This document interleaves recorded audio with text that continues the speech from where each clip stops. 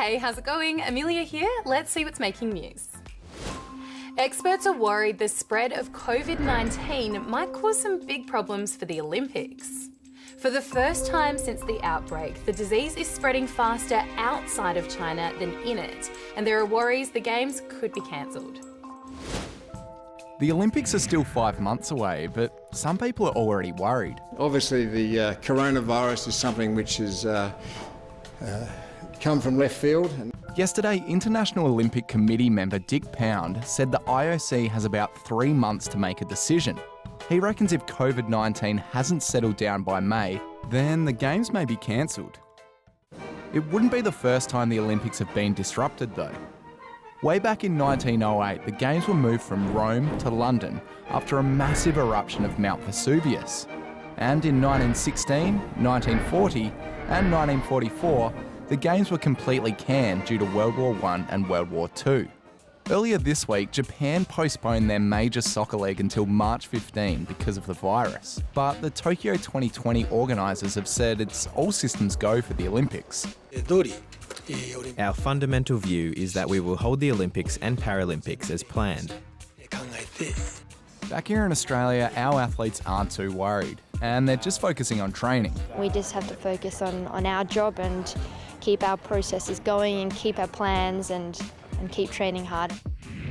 Now, this tennis star definitely won't be at the Olympics, Maria Sharapova. She's retiring from the sport. The 32-year-old is a 5-time Grand Slam champion. The Russian former world #1 became a global star after winning Wimbledon in 2004, aged just 17. But late in her career, she was suspended for doping. Recently, she's had some problems with injury, and now she's decided to call it quits. We've all had a run-in with a seagull that's tried to steal our chips. Now new research shows that seagulls appear to prefer food that humans have touched. Yes, you, back it up. All right, guys, you know the drill. Only the food humans have touched. Yeah, copy that. Go, go, go. It's chip time. Chippy, chippy, chippy, chippy, chip, chip, chip. Not sure that's really how it all goes down. But check out what happened when these seagulls were presented with the choice of food touched by humans or food left untouched. We found that the majority of gulls approached and pecked at the item that I'd handled, which implies that they are using human cues when they are making foraging decisions in urban areas. The experiment, conducted by a university in the UK, found that out of the 24 seagulls that approached and pecked the food, 19 picked the food touched by humans. So researchers say gulls aren't just drawn to the sight of human food on its own, it's us with the food that draws them in. And that can cause big problems in built-up areas where us humans often hang out. All right, Team Seagull, remember, if they eat it, we eat it. Now get that chip. Chippy, chippy, chippy. So what's the solution? We could potentially do things to change our behaviour to stop this association being made and to prevent gulls from eating the food that we're dropping. Yep, there's a chance if we dispose of our food waste properly, it might stop seagulls making an association with us and food. Hopefully. Chippy, chippy, chippy. Now, here's a reminder never to judge a book by its cover, because these next stories are all about things that look gross but aren't actually so bad. Catchy. How would you like a nice hunk of 3D printed steak? Ugh, yum.